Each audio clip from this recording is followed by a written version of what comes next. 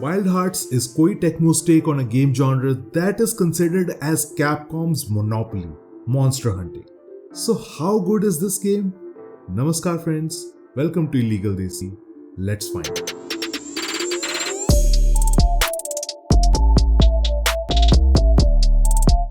Before we begin, if you like the content I make, then do give a like and subscribe to the channel.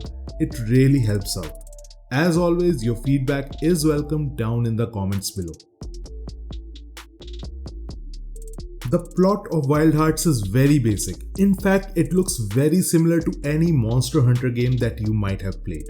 You're an unnamed ace hunter looking for a breed of monsters known as Kemono in the mystical land of Azuma.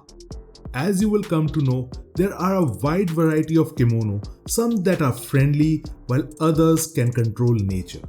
You're soon roped in to help the village of hunters known as Minato to fend themselves against these Kemonos who have been causing havoc to their village. It's not a great starting plot, but the plot has never been the strong point of any Monster Hunter game till now. This has been a major pain point for me personally. I tried to play this game on PC and it was literally unplayable. Turns out I wasn't the only one facing that issue. Even those with a heavy spec PC were struggling with frame rates and graphical settings, so I had no chance with my mid-range PC. Turning my attention towards the console at least stabilized the frame rates, but it did not help with the way the game looked. For a next-gen only game, it looked worse than anything Capcom put out.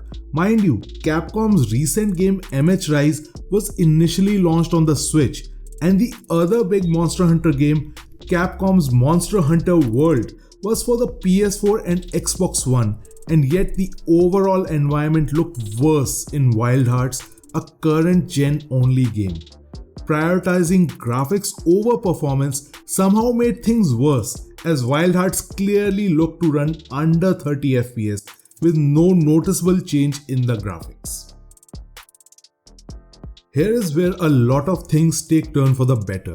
One of the biggest differences between this and Monster Hunter is the combat. The combat is blazingly fast with swordplay being spot on. I have never had this much fun slaying monsters. Not only that, if a monster runs away, you can actually give a chase to it and go after to kill it. As a part of the campaign, it will be essential.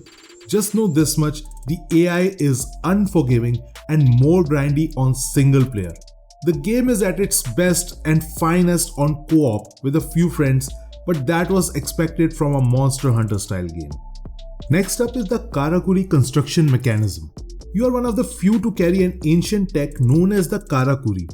You can use this technology to create different types of construction to aid you in moving around the environment, but these are also supposed to be used during combat. For example, stacking 3 boxes on top of one another and then climbing and jumping off it will ensure a devastating blow to the Kemono. Or where in another case, you can create a hook mechanism to traverse through large parts of the map. You can also conjure up camps, workbenches to forge new weapons provided you have those resources. Apart from this, all the core RPG mechanics are present there.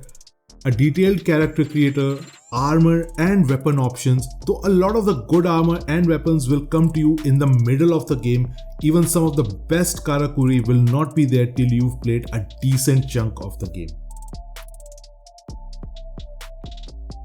There is no one right answer to this, so I'll break it down into multiple aspects. If you are a Monster Hunter fan looking at something new, you can pick this up right now. If you are a PC gamer, you are better off staying away from it for the time being till those bottleneck issues have been addressed. If you have never tried a Monster Hunter game and want to figure out whether this genre of games is right for you, then I do have an alternative instead of you going out and spending 4,000 plus rupees on this.